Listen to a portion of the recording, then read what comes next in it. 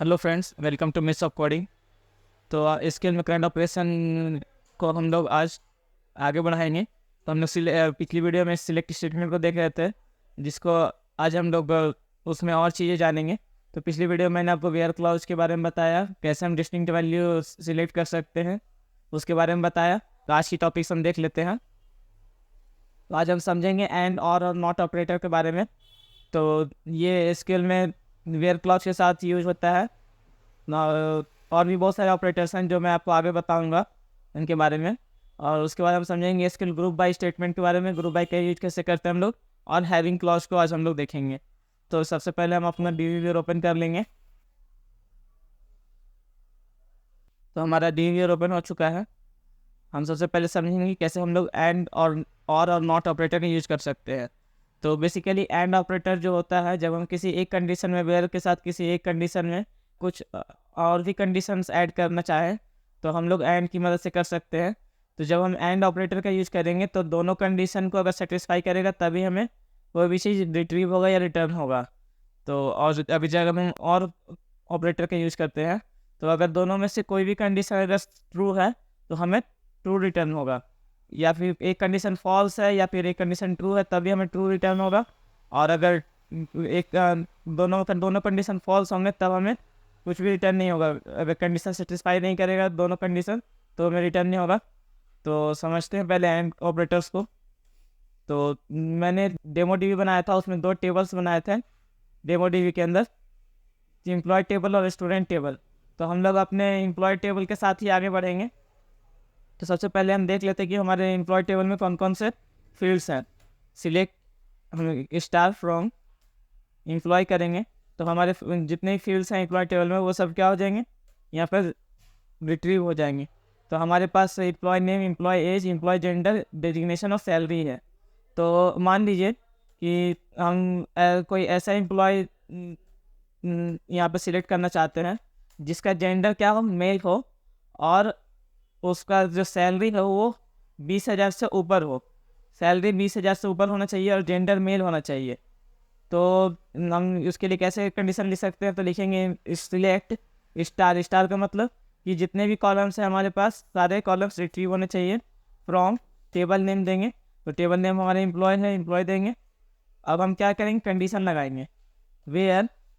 तो वेयर में हम कंडीशन लगाएंगे कि हमारा जो एम्प्लॉय जेंडर है वो क्या होना चाहिए, एम्प्लॉय जेंडर मेल होना चाहिए। Employ gender equal to male होना चाहिए। और उसके साथ साथ हमारा जो सैलरी है, एम्प्लॉय सैलरी, वो 20,000 के बराबर या ऊपर होना चाहिए। यहाँ पे सैलरी टाइप करेंगे, सैलरी इज ग्रेटर देन और इक्वल टू 20,000। तो अगर ये दोनों कंडीशन सेटिस्फाई होगा तभी हमारा क्या होगा, रिटर्न होगा। हम सेम को इसको रन करें तो आप देख सकते हैं कि हमारे पास एक डेटा ऐसा है जिसमें एम्प्लॉय जेंडर मेल है और सैलरी हमारे क्या है 20,000 है, उसके बराबर है, बड़ा नहीं है। तो अगर मैं यहाँ से मान लीजिए इसको हटा देता हूँ इक्वल टू को, और फिर हम इसको रन करते हैं तो हमारा एक से कंडीशन तो सेटिस्फाई हो रहा था, मेल है, लेकिन सैलरी 20,000 से ऊपर नहीं है। तो हम ये कंडीशन ट्रू नहीं होगा। एंड में दोनों कंडीशन अगर ट्रू होगा तभी ट्रू रिटर्न होगा। अगर दोनों में से एक कंडीशन भी फॉल्स होता है तो हमें कुछ भी रिटर्न नहीं होगा। तो ये एंड था। अगर हम इसी को और ऑपरेटर में लगा दें, और तो जितने भी मेल होंगे वो अगर 20,000 से ज़्यादा हो या कम हो, कोई भी एक कंडीशन अगर ट्रू होगा ये हमारा रिटर्न करेगा। तो यहाँ पे हमें जितने भी वैल्यूज रिटर्न हुए हैं उनमें आप देखिएगा कि यहाँ पे सैलरी क्या है 20,000 से ऊपर है, मतलब एक कंडीशन ही है इस फर्स्ट वाले कॉल रो में। एक कंडीशन सेटिस्फाई हो रहा है दोनों में से, जेंडर तो फीमेल है लेकिन सैलरी हमारा 27 से ऊपर है। और सेकेंड हमारा जो रो है उसमें आप देखिएगा कि जेंडर मेल है, और दूसरा क्या है कि हमारा सैलरी तो 20,000 से ऊपर है, मतलब ये कंडीशन सेटिस्फाई हो रहा है, employ gender equal to N वाला कंडीशन सेटिस्फाई हो रहा है। थर्ड में वही ये चीज़ है, 21,000 है सैलरी, उसके बाद 29,000 है और 21,000 है। तो अगर दोनों में से कोई भी एक कंडीशन सेटिस्फाई होता है तो हमारा ये रिटर्न करेगा। अब हम लोग नॉट ऑपरेटर को समझते हैं। नॉट ऑपरेटर हमारा अलग अलग ऑपरेटर के साथ कंबाइन होके जो हमारे रिजल्ट को क्या करता है, अपोजिट कर देता है। तो अभी तक हम मान लीजिए कि इसको इक्वल टू कर देते हैं और रन करते हैं, तो कोई फ़र्क नहीं पड़ेगा। यहाँ पे एंड ऑपरेटर का यूज़ करते हैं एंड, और इसको रन करते हैं तो हमारे पास एक रो रिट्रीव हो रहा है।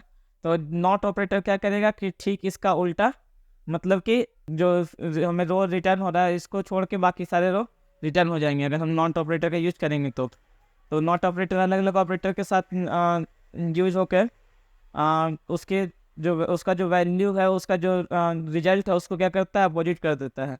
अगर मैं इसको रन करूं